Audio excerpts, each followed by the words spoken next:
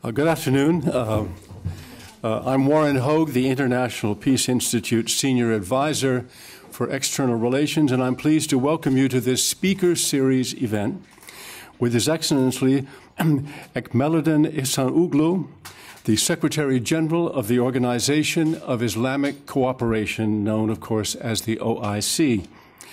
This is an on-the-record conversation that we are webcasting live, and our subject is the role of the OIC in the transformation in the Muslim world, particularly in light of developments in a number of countries across North Africa and the Middle East.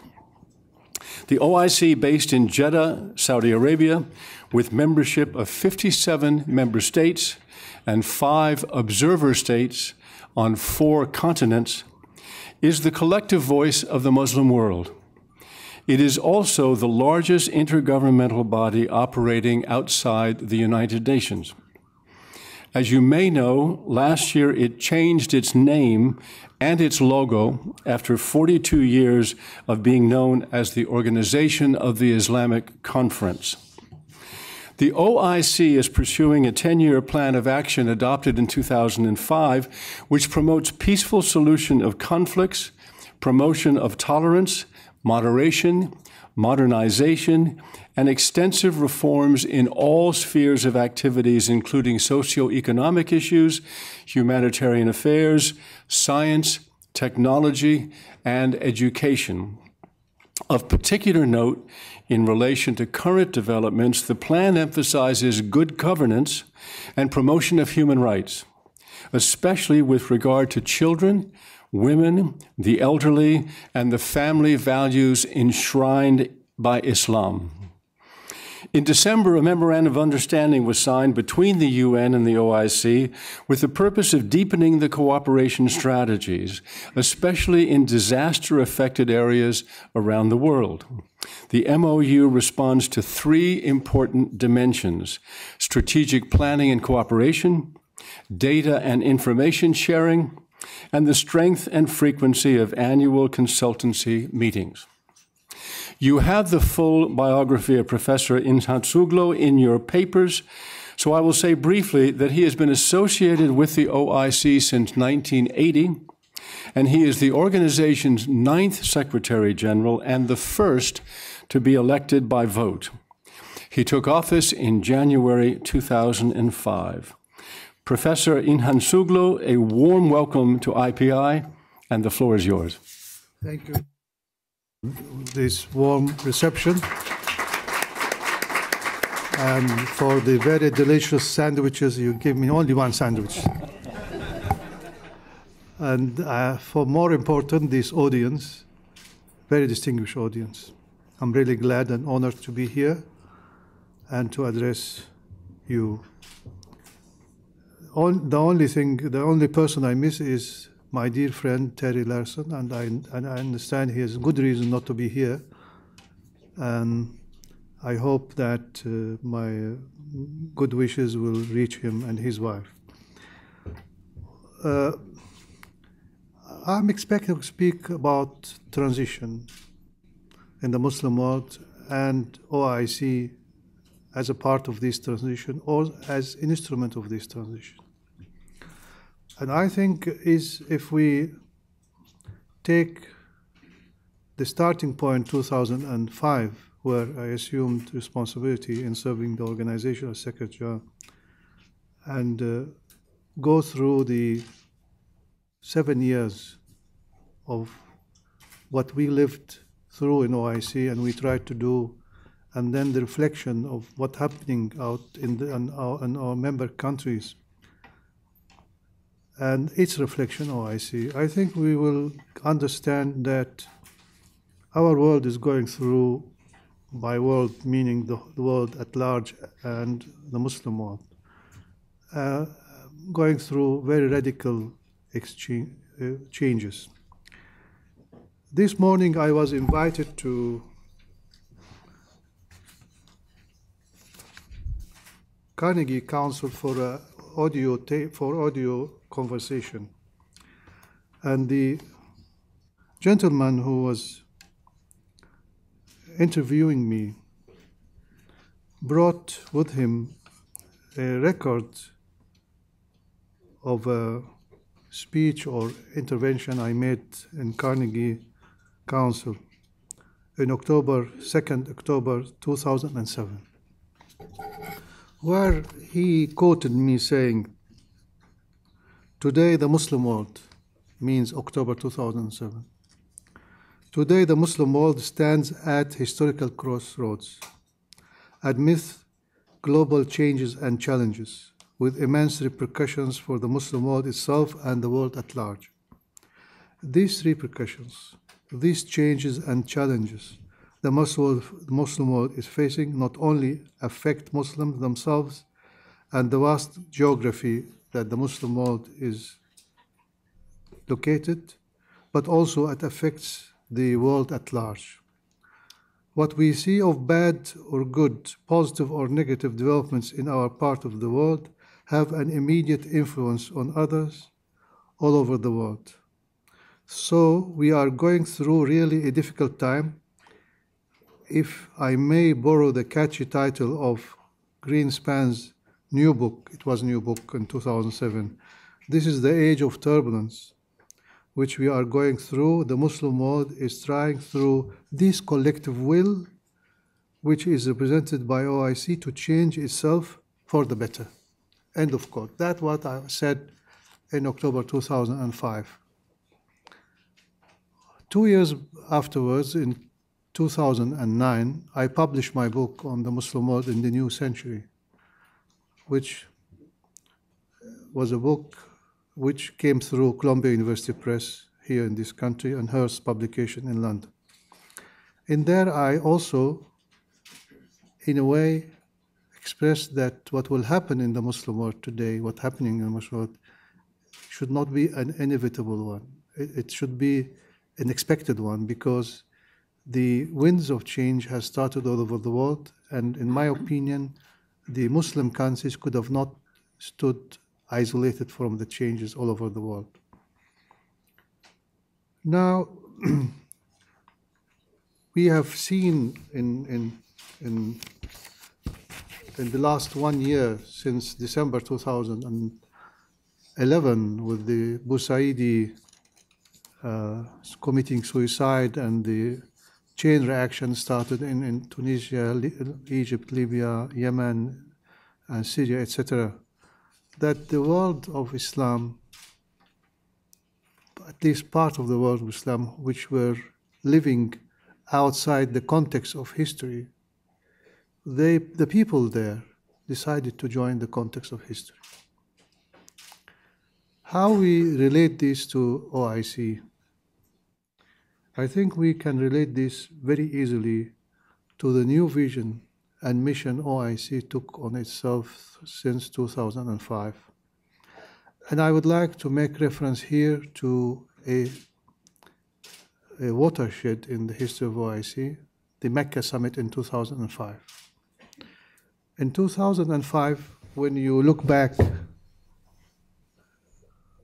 it was a time where terrorist activities, violence was all over. Iraq fighting after the American intervention, the people killing each other on cultural basis, being Sunni or Shia or this and that, and many other unrest all over, and particularly in Palestine. In that time, an invitation came from then Crown Prince Abdullah, custodian of the two holy mosques, the King of Saudi Arabia. He invited an extraordinary summit of OIC to address the issues and to see how we can deal with the challenges of the new century. And of course, the fragmentation that taking place in those days. And of course, not to forget the tension between some neighboring countries. This summit would have been another regular summit, which we had many of them in OIC, but it was an element which came, a new, very new element which came in the speech of the king, to invite a forum of scholars from the Muslim world to discuss, analyze issues, and propose solutions for the summit. This is really was a great event and a genius idea which we immediately picked and worked upon. We gathered around 100 scholars from the Muslim world, member countries, and from Muslim scholars from this country, from Europe, from different parts. And we had, in 3 days, in a very open manner, discussed different issues: political, economic, social, doctrinal matters like the radicalization of Islam, etc., etc. And we came with the report, which I called Solidarity in Action, because the word solidarity is the key principle that OIC is built on since day one. Solidarity among member countries. So I thought that we have to make a paradigm shift and make solidarity not only in decisions, in resolutions, in statements, in rhetorics in general, but make it in action. I built on that another initiative, that we should not only suffice with the report of this report, because it will be another document put on the shelf after the summit finishes, next to the other great reports made in the history of 40 years of OIC, at least for the last 2 decades, when making strategies on this and that was a matter of fashion, say, or matter of dealing with issues. But in my experience, as our chairman has introduced me, I've been associated with OIC since 1980, beginning of 1980. So it's almost a quarter century before I became Secretary General. So I thought that building on that experience, that we have to have a new approach to implement the good ideas incorporated in the report I called Solidarity Through Action. And that was making a plan of action for a limited time span, 10 years. And we translated or redrafted some parts of the report in action. And then we put this to the summit. I'm glad to say that this was unanimously adopted. There were imperatives to be done by us and member countries: change the charter, change the name, and of course, more important, to empower universal values like good governance, supremacy of law, human rights, fighting corruptions, empowerment of women, etc., etc. These values were enshrined in the 10-year program of action. That was adopted in December 2005. The next regular summit we had was March 2008 in Dakar. And there we submitted our new charter. And it was not an easy thing to overhaul the charter entirely. And our charter now, it is available on the website, and it is also in my book. You can see that it speaks of universal values. It is at a parallel position with the United Nations Charter, with other international organization charter, and it speaks about commonly accepted values on global level. Now, it was not an easy task to change the charter, but it was also more difficult to change the name. The name was, different proposals were not accepted until we came with a proposal. We wanted to keep OIC, the acronym, And then somehow magically we discovered the word cooperation starts with the letter C as well, like conference. And that was accepted, but this happened last June in Astana meeting. Now, I can say that the organization itself was reborn. And OIC's increased engagement with the international community in peace and security issues, as well as its increased presence in issues involving interaction between the Muslim majority countries and the Western countries, have been noticed and recognized by all observers.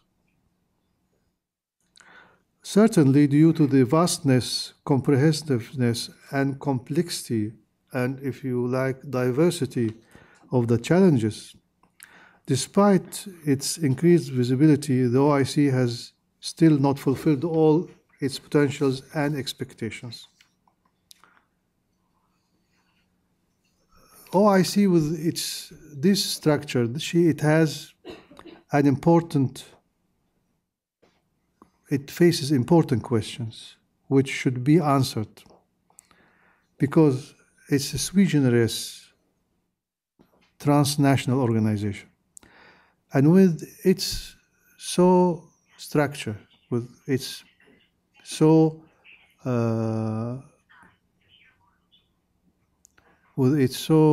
properties, we can say that it has certain priorities. We have to find ways and means of encouraging OIC member states to rely upon and support the capacities and mechanisms of cooperation existing or established within OIC.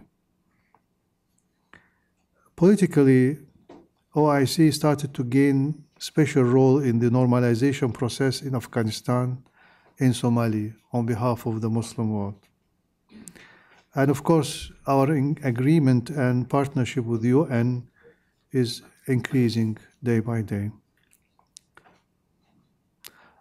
From parallel to that, our interaction with regional organizations like League of Arab States, GCC, African Union, ASEAN, European Union, OSCE, Council of Europe is increasing. Parallel to intergovernmental organizations, our role with the NGOs, with civil societies, has been also increasing, and we are opening now a window in our system to allow NGOs to interact with us. Of course, you should not expect that we become as aggressive as other European institutions or like UN. We are still in the very beginning, so we have to adopt incremental approach. In human rights, of course, one of the most challenging issues. In human rights field, I think we have done very important, revolutionary, and I don't like the word revolution, I have to use it here. We took an important step by establishing an independent, permanent human rights commission. It was decided last June in our last ministerial meeting, and we had 2 weeks ago the first formal inaugural session of this commission, which is composed of 18 persons. 4 of them are ladies, and the Commission has decided to choose one of the 4 ladies, not on gender basis, but on capacity, on her qualification base, to be the chair of this OIC institution. So that shows how far we are in that. Let me also say that our relation with non-member states, particularly the Western countries, has been increased. The United States of America in 2007 has decided to create a special relation with OIC through a special envoy appointed by President Bush. Now, of course, President Obama has increased this in relationship. It's more diversified, and we have advanced projects of cooperation, politically, culturally, on different aspects, and of course in health and in fighting diseases, etc. We also have the same with the United Kingdom, Australia, and there are some European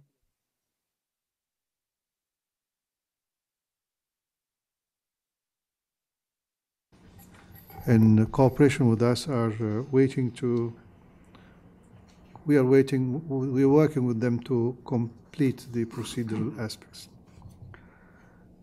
So I know that we have to give ample time to questions and answers, but let me come back to the map of the OIC countries and where the role of OIC. What is the role of OIC? When we incorporated in the 10-year program of action in 2005, these universal values in the 10-year program of action, and then reiterated it in the Charter, which is the basic document of OIC, it became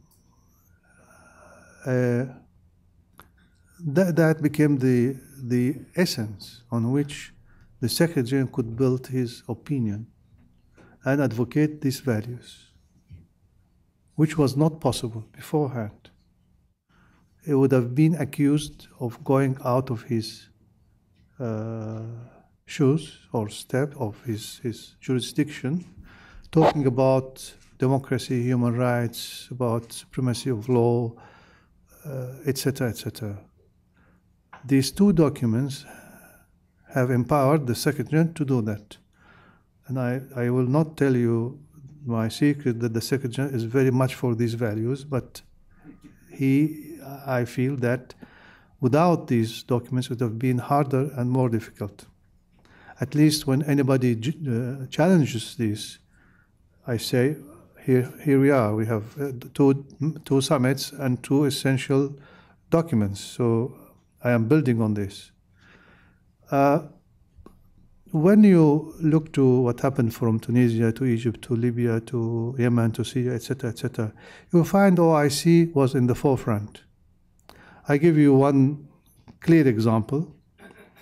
The first events happened in Benghazi, the demonstrations, was on the 17th of February, 2011.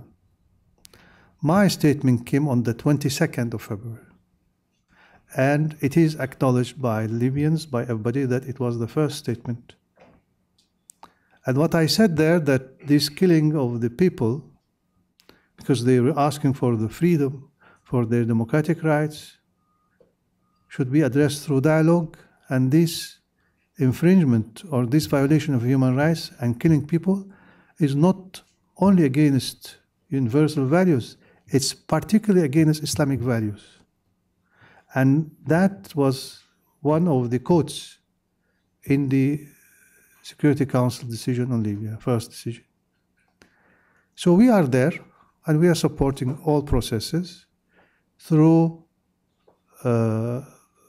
open channels, through quiet diplomacy, and through participation in international efforts.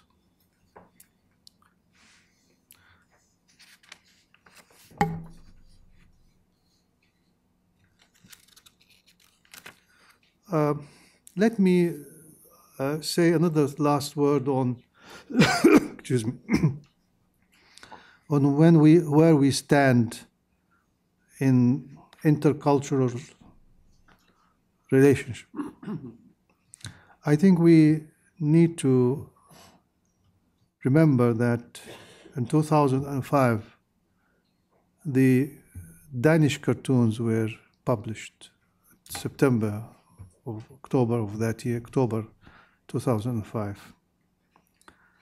And the publishing of these unfortunate cartoons was one of the hot points, watersheds in the relation between the Muslim world and the West.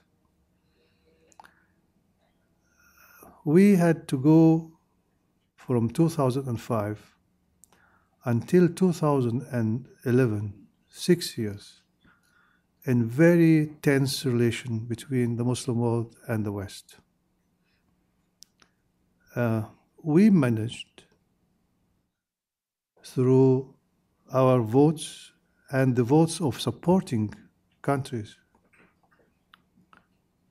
from outside OIC, to get through General Assembly and the Human Rights Council in Geneva resolutions to reflect our position.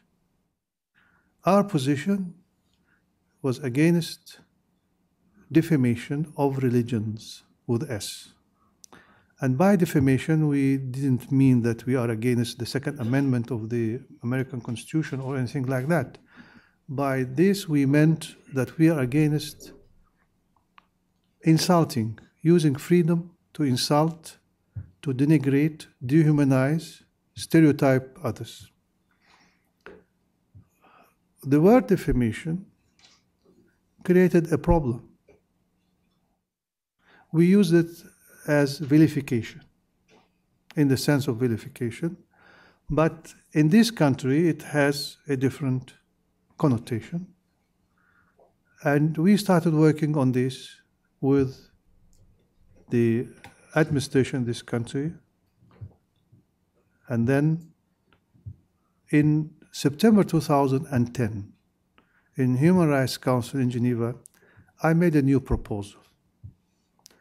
A proposal of 8 points to readdress the whole issue and avoiding the use of word defamation.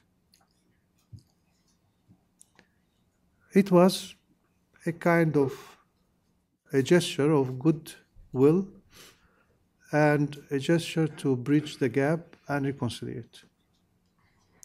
I'm really glad to say that the first positive response I received was from the American ambassador who was sitting in the council.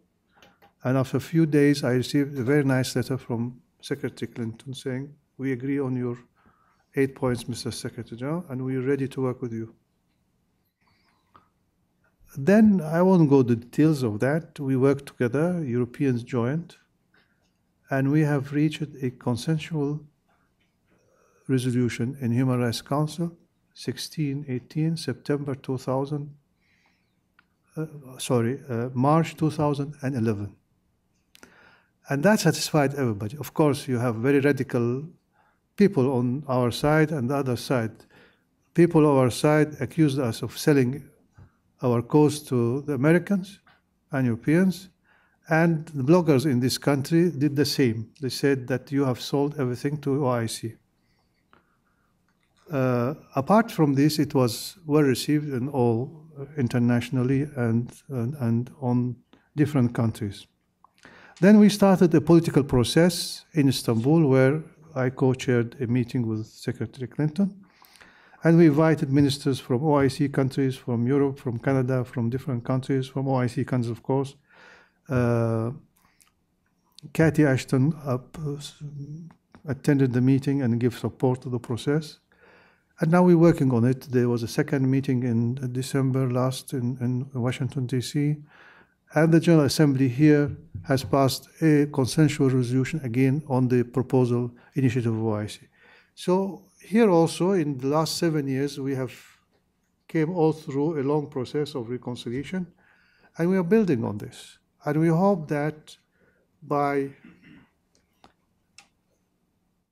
having this spirit of reconciliation, of this spirit of understanding, goes down to all segments of societies, and we don't find people who are discriminating against others or desecrating symbols of people, other people, in a kind of hatred. We hope that this, if we can succeed in developing this spirit of cooperation, I think that would be one of the greatest contribution of the OIC would have been involved and would have been done to a better world. Mr. Chairman, with these remarks, I put an end to my intervention, and in anticipation of questions, I will be happy to answer them. Thank you. Thank you very much.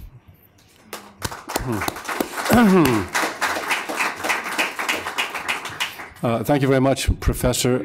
I have two questions of my own with which I want to start off the question-answer session, and they pertain to events of great concern, well, to the world, but to this community in particular. The first is that I know you personally participated in the Syrian People's Group of Friends meeting in Tunis on the 24th of February, and I wanted to ask, is there an OIC position, an OIC prescription on how to resolve that impasse and bring a halt to the violence?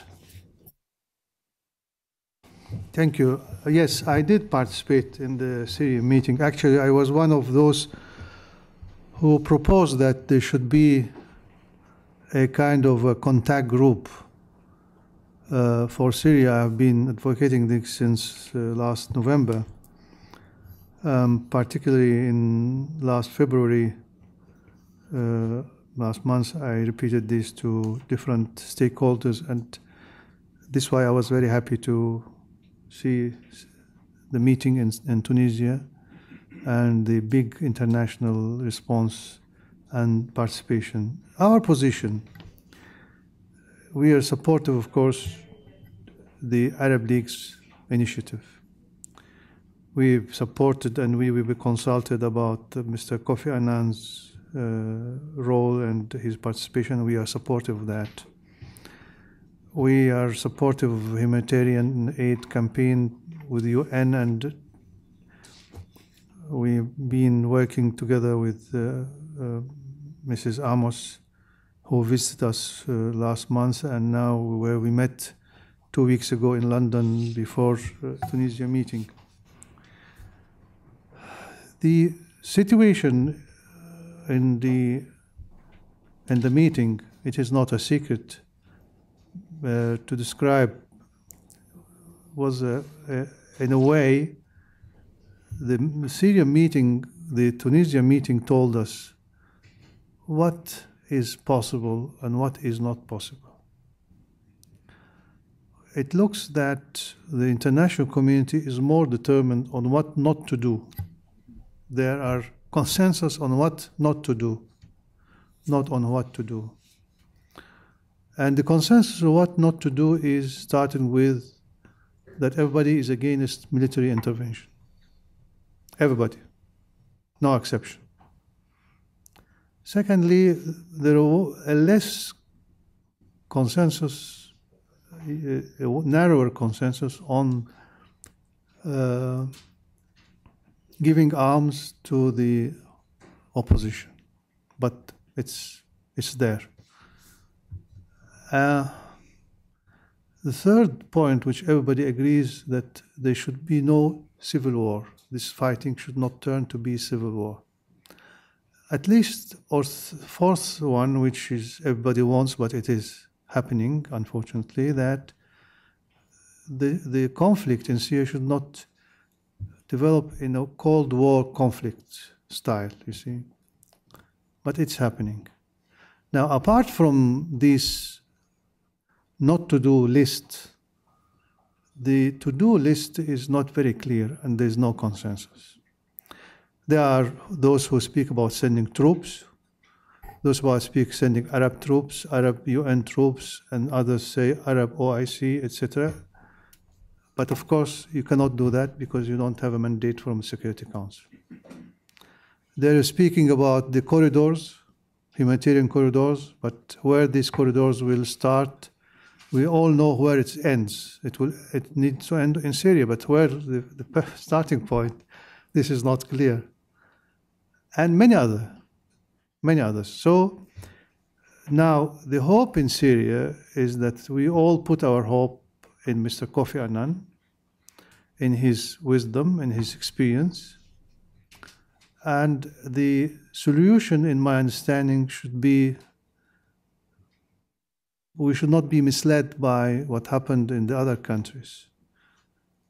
That here we will have a quick end to the solution, to the crisis, and the downfall of the head of the regime.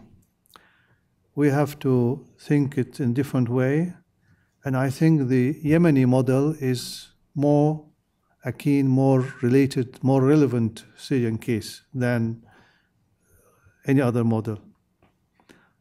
Notwithstanding the differences between the people, the demographic structure, the political and religious and ethnic mosaic of Syria in comparison to Yemen. Well, I can go on and on that, but this is in the major feature which I would like to address this question. Thank you. The second thing and last thing I wanted to ask you about was Israel-Palestine. This is not a particularly hopeful period for the peace process in that part of the world. There's even some concern that with all the emphasis on the Arab Spring and the transitions in governments in North Africa and the Middle East, not enough attention is being paid to the need to resolve that crisis. I know it is actually part of your charter, the Palestinian people. Can I ask, what is the OIC doing to maintain a focus on that problem? Well, if you mean on the solution of the problem, that would be, it needs another day to talk about that. But, well, let me say that perhaps you wanted me to address more in general, because our position on the issue is clear and nothing new in that. What I would see as a new novelty here, what would be the effect of these changes in the area on Israel-Palestinian issue and the peace process, etc. I think it has, in my mind, two effects. First of all, democratization will mean that new governments, to be based on these new parliaments, will be more sensitive to the aspiration of their nations. And that means two things. One good for Palestinians and one good for Israelis. The one good for Israelis, let's start with this, would be there is no war. Because democratic governments will not wage wars. Dictators wage wars. And this is the good news for Israel. The good news for Palestinians, the new governments will be more sensitive to the aspiration of the Palestinian people. So they will give more attention to help Palestinians to defend their cause in a democratic way.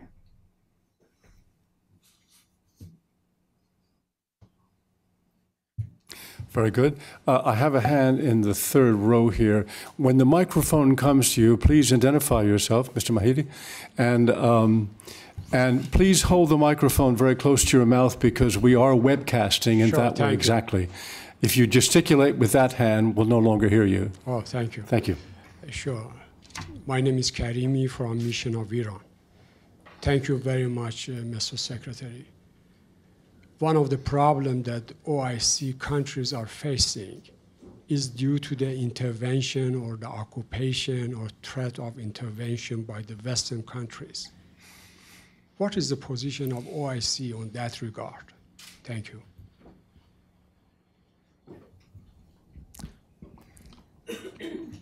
Well, well, this is a very general question of general nature, but if you specify your question more, or you want me to specify it for the sake of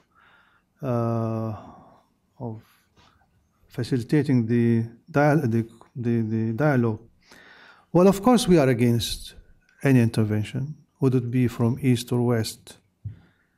And we are against particularly military intervention. I think military intervention, if you look to what happened in Iraq and what happened in Afghanistan, I don't think nobody can claim that Iraq of today is better than yesterday, or Afghanistan today is better than yesterday. Intervention, whatever a source it comes from, upsets the structure of a society. And I think one problem we're facing in this part of the world, that natural evolvement, natural development, natural evolution did not take place because external and internal intervention. External intervention in a shape of occupation brings with it bloodshed, killings, devastation, and upsets the structure of a country. Revolutions, or quote-unquote coup d'etats, and revolutions which enforce certain ideologies or certain regimes which is anti-democratic in this part of the world also creates a lot of problem. And this is why people in these countries have stood against it, and they decided to get out of the context of history to join the history, to join the natural development. All what happened in these countries was an attempt from these people to join and to refuse regimes which has been forced on them by the force of arm, by military coup d'etats, by political juntas which jumped with ideology, certain ideology, like what happened, Baas or whatever, in here and there. So intervention is against the nature, the social development, against nature of things, and the nature of international, or put it this way, the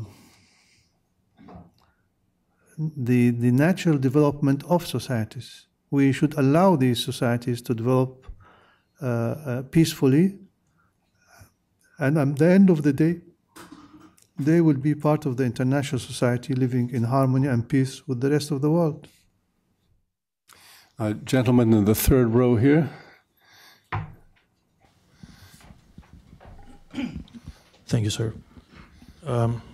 Thank you, Mr. Secretary General. My name is Mohammed Ibrahim. I'm an Islamic law expert at the Office of Rule of Law and Security Institution, DPKO, United Nations. Justice is one of the 99 names of Allah in Islam. And as you see, after the Arab Springs, a lot of countries now are starting the process of transitional justice. What is the role of the OIC in helping these countries to have the best practice of Sharia when it comes to transitional justice, recognition of victims, forgiveness, accountability, mercy?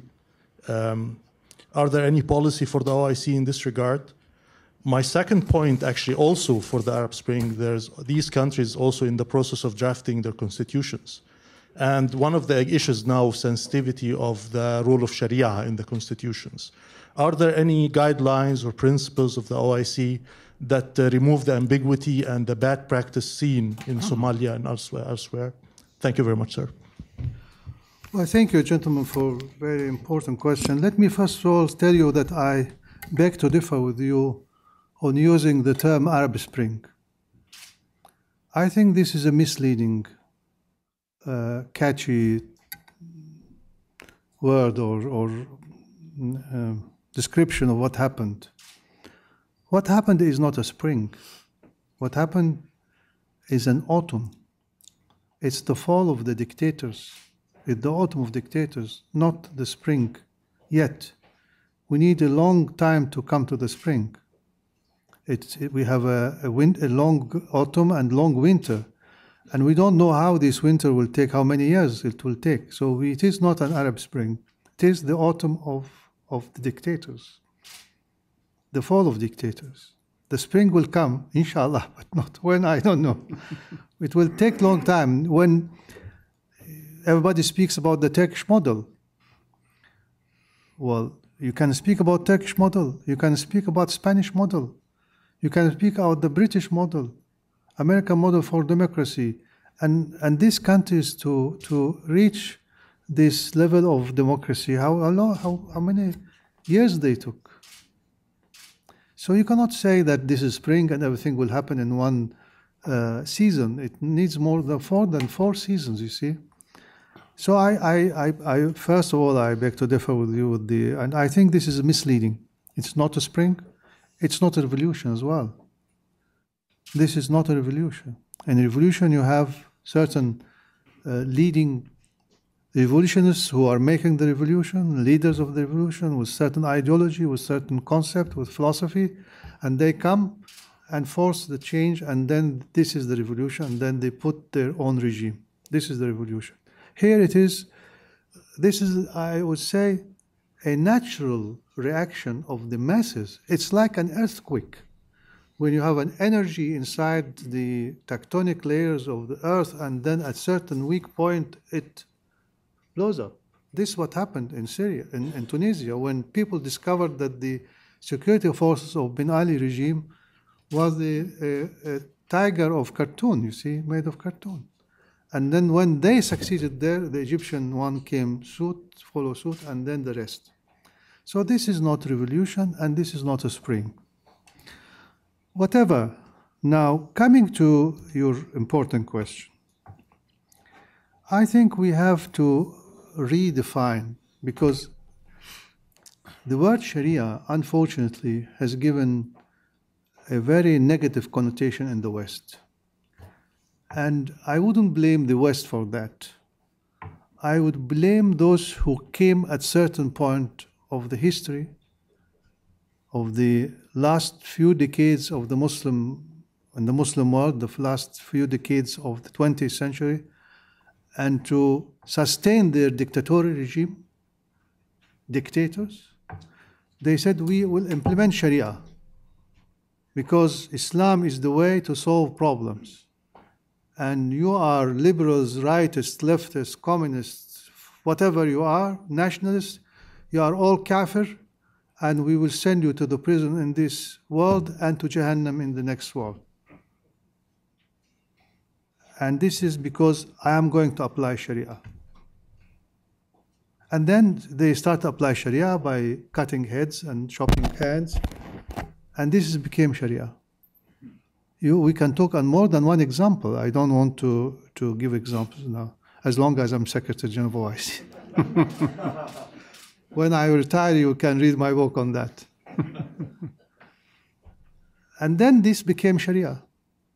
And unfortunately, we face a campaign against Sharia. Sharia doesn't mean this at all. And many of these things have been abrogated in the first years. You're a scholar yourself of Islamic law, and you can better address these issues. So we have to really redefine the terminology. We have to recorrect our conception of help in this. Now, where is our OIC's position on that? OIC's position on that is, again, I would like to refer to the documents, the 2 documents, 10-year Program of Action and the Charter of OIC. You will find there, these 2 documents speaks about moderation. And the Mecca document, the 10-year Program of Action, speaks more about equating moderation and refusing radicalism. refuting radicalism, extremism. And again, you'll find that the Mecca summit has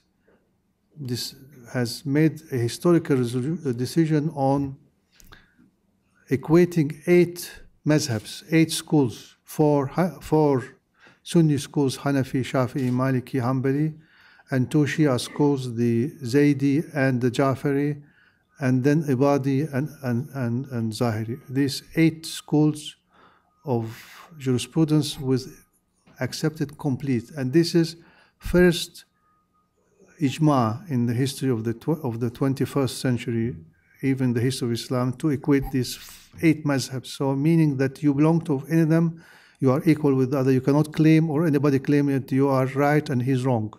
Very important decision. This is a political decision, but it's very important.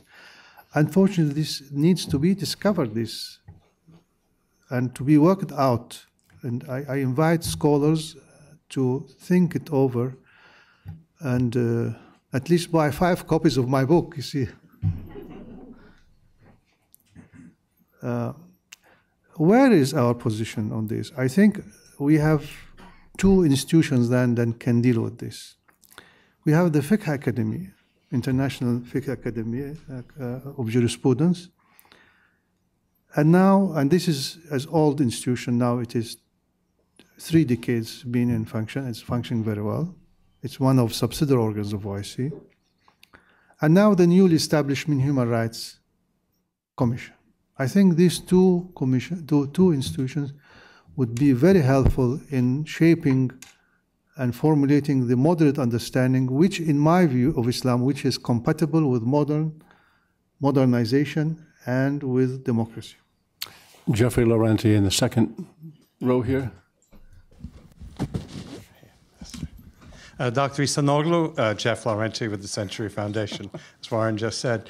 I wonder if you could address for us what the character of the OIC as an intergovernmental organization, and not as a kind of transnational ulema, but as an assemblage of the same government, some of which have been toppling now, as secular falling to now Islamist democratic parties in a couple of the countries.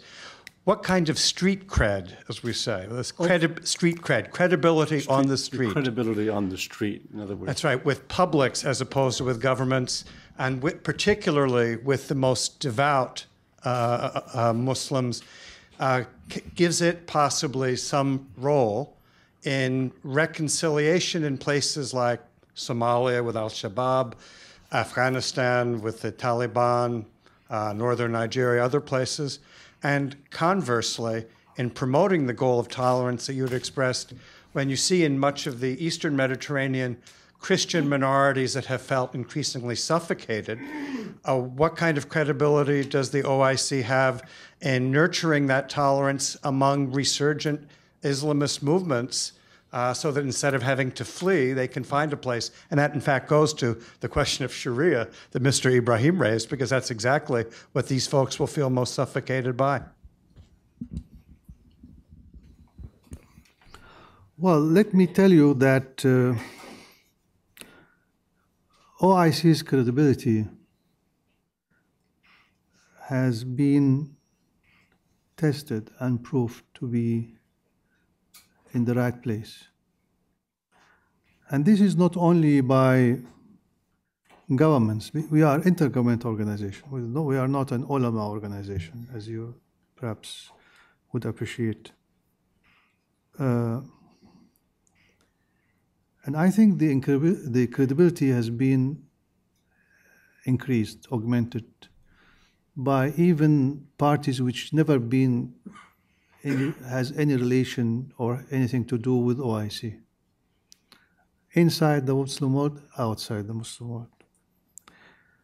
And I just narrated few examples from different European countries, Western countries, who wanted, Latin American countries, who wanted to be associated with OIC as a member, observer, or special envoy. When it comes to Somalia, for instance, where you have radical factions, you spoke about Shabab. the reason of our success for humanitarian, and Dr. Halaf with us here would testify for that. The reason where OIC was the only, for a long time, the only international institution who were given access to different parts of Somali was because of our credibility with all parties. And that paved the way for us to enter Somali and distribute help, and for UN as well later on. As for Afghanistan, it is the same. We have opened an office there, and I have appointed an ambassador as a permanent ambassador there in Kabul. And the International Contact Group, which have been convening for many years, never attended by late Professor Rabbani, who was the head of the National Reconciliation Institution. He was former president of Afghanistan, and then he was agreed upon to be the president of the Reconciliation Council. The International Contact Group, which is led by America and Germany, made many meetings, and Professor Rabbani never attended any of these meetings. When we invited the meeting to take place in Jeddah, he attended that meeting. And that was the only one. Unfortunately, he was assassinated later on. Very sad. So this is an example for the credibility of OIC in two very difficult, very diverse, and very complicated situations like Somali, and the same for Iraq. In 2006, when I proposed to have reconciliation between the Shia and Sunnah, there were many attempts for reconciliation made by different institutions. I would never mention these names of institutions. They all failed. The only one succeeded was OIC. And the Ayatollahs, the Grand Muftis of both sides, Sunnis and Shias, they attended our OIC meeting, and they signed the reconciliation document, which we proposed in agreement with them, of course. And this is the first time in their history. They said, we never came together in our history.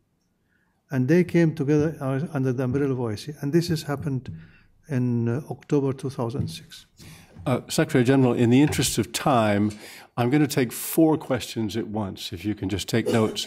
Gentleman on the aisle, gentleman next to him, and Phillips in the front row, and finally the gentleman in the back.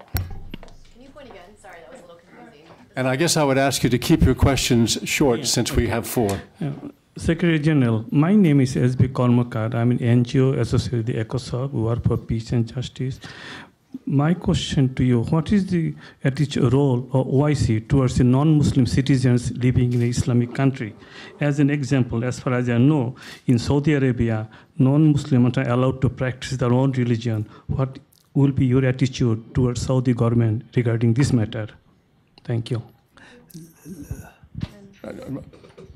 No, actually, I'm sorry. It was this gentleman here. Thank you. Excellency, I'm Shahid Hussain from the Special Unit for South-South Cooperation, UNDP. Excellency, there's an impression in UNDP that during your tenure, there has been an increasing emphasis in the OIC in addressing issues and problems emanating from human conflicts and from natural disasters, from emergency situations and so forth.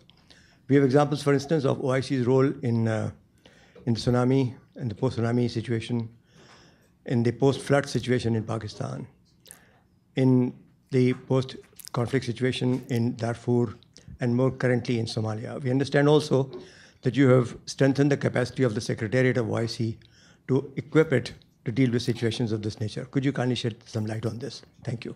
Okay, now Ann Phillips in the front row. Oh, thank you. Yes, my name is Ann Phillips. I'm a member of the board of IPI. Obviously, one of the gravest concerns in the world today is proliferation of nuclear weapons.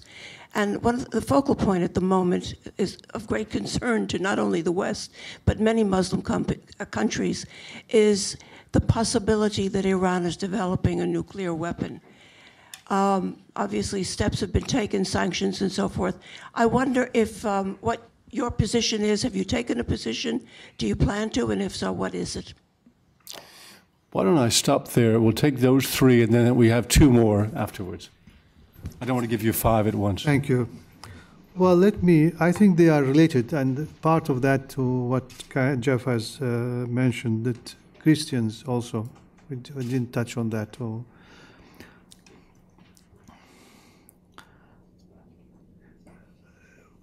Well, I have to answer this question in a very clear way. We are for what we have been told by history and by our own religion. And these two sources of aspiration for us is in parallel with the international values prevailing. This means that peaceful coexistence between religions has been the case in all our history.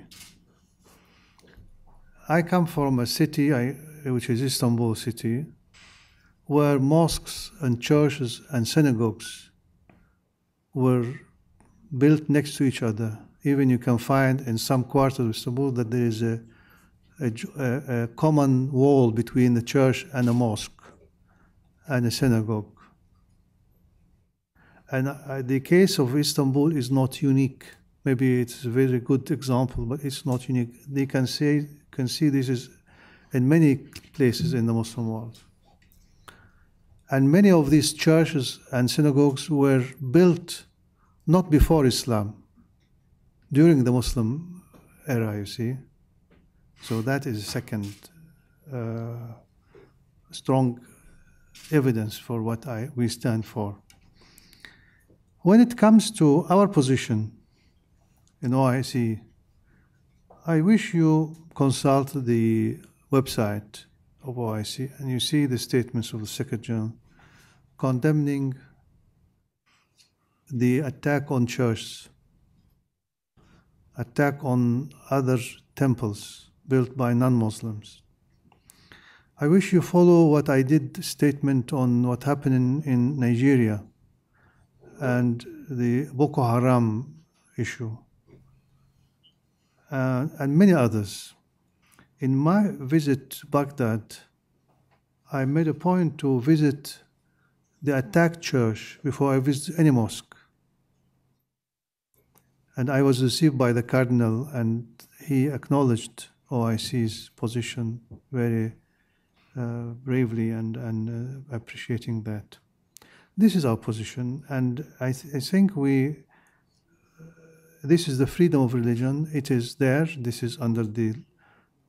It's part of our tradition. It's part of our doctrine. We believe in that Jesus was a prophet and Moses was a prophet. We believe that Judaism and Christianity are religions which we accept and respect.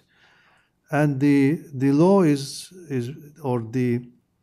the motto is "Lakum dinukum waliya din." Your religion is for you, and my religion is for me. So this means the freedom of religion. So we have no problem there. Well, if there are problems, it has nothing to do with Islam, and we have to be clear about that. Now, coming to the question raised by the gentleman from UNDP, we are really been, I can't really in a very short time address all issues. We have been active in Darfur, we've been active in many places. And we do this either through bilateral or with the United Nations, different institutions, or with the African Union, or with the Arab League, or with many. So it's really, we have now extending our activities to a very wide spectrum. And of course, we are also involved in the political processes with this through different initiatives. Now, the last question by you, Madam, the nuclear power. We do believe that we should live in a world free of nuclear weapons. And everybody, all nuclear powers should really relinquish their nuclear powers. And we have to live in a world free of nuclear threat. The world has lived for decades since end of Second World War until the fall of Berlin Wall, for decades under this Cold War, under the threat of nuclear powers, using nuclear power against each other. The decision that nuclear power to be in hands of few countries, that nuclear war technology should be in hands of few countries, proved to be impossible. You had India, you had first China, and then you had India, and then you had Pakistan, and then you had North Korea. Now,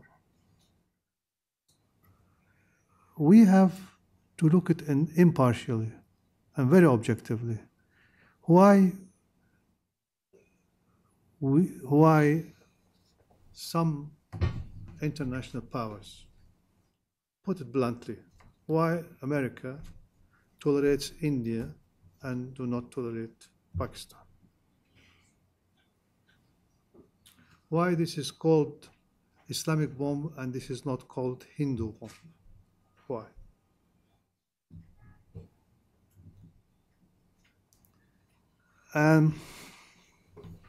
So we are, everybody is in a problem here, not me alone. You're also a problem now in asking this question. To address this problem, we have to be fair. We have good examples and bad examples. I wouldn't speak about bad examples, but let me speak about one good example. A good example was Kazakhstan. Kazakhstan inherited nuclear bombs from the Soviet Union and came and said, I don't want nuclear bombs. I want nuclear weapons. And when Kazakhstan decided to get rid of that, they said, don't do it, let's don't do it alone, let's do it with our neighbors. And they went to Central Asian countries and said, let's make an agreement and decide to make Central Asia a nuclear zone free. And they did it, and they succeeded. Why we don't start making the Middle East a nuclear weapon free zone? Then everybody will respect that. The final two questions, the gentleman here and then in the center. Or we can go that direction since the microphone's there, and you will be the last. Sir, Atajan Izmuradov, Mediation Support Unit, Policy and Mediation Division, Department of Political Affairs. Actually, I've had this question for several months. Yeah, and finally, I have an opportunity to ask this question to you now. Yeah, we thank you for your patience. Yeah, personally, yeah. You mentioned that the organization was reborn. So you mentioned that logo was changed, charter was changed, even its name was changed, and kind of, I see that it was transformed and became more functional. And using your words, it's back to kind of history. So that's why you kind of draw attention from the UN family. So I'm just wondering, what were the success factors? I mean, which contributed to this positive change? What were factors behind this change? Thank you very much. And then.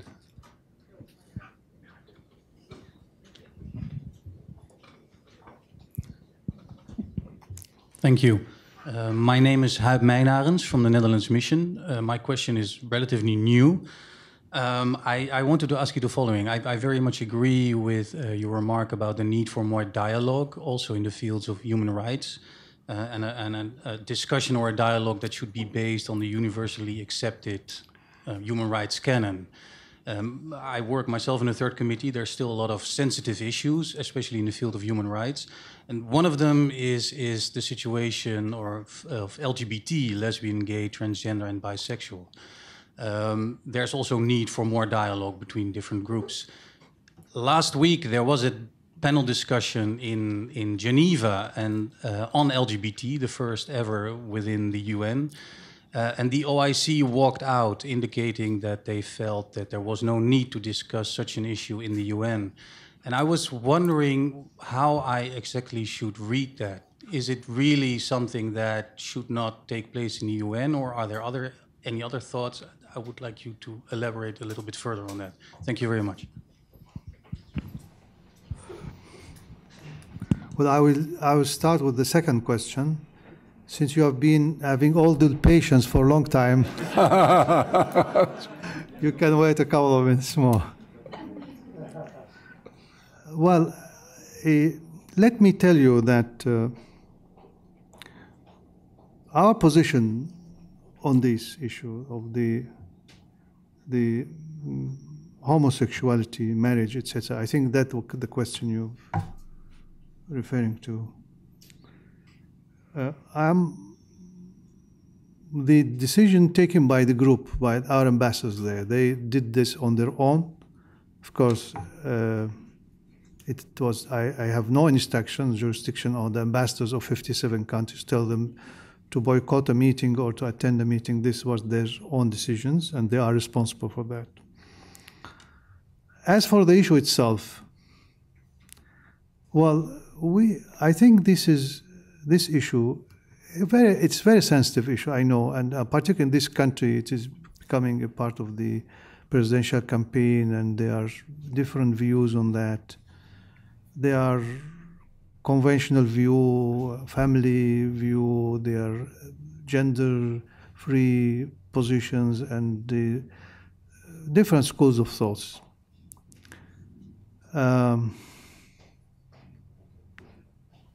What really we are for the family values. We are for that these issues should not be the norm of a society. It is, if it is a personal, it's okay. So it is not a human rights an issue. This is an issue of a special group, and it should be dealt with in that framework. And of course, using violence against that is not acceptable, because this is something which nobody really appreciates, using violence, I think, against it.